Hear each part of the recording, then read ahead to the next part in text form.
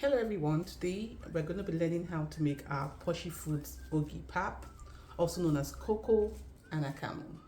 So today the first thing we're going to do, we're going to get a bowl and then we're going to add 4 spoons of our Poshy Foods pap.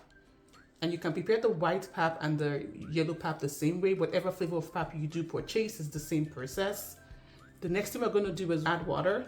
The purpose of the water is to make it a liquid form. We don't want it too light. So your water depends on how much pap you have.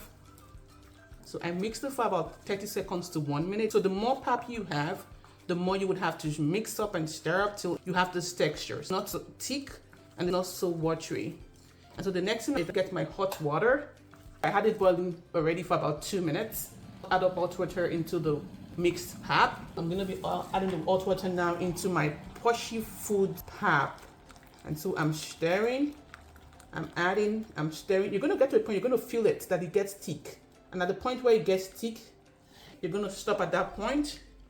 So now I'm gonna mix it up like this. And there you have it.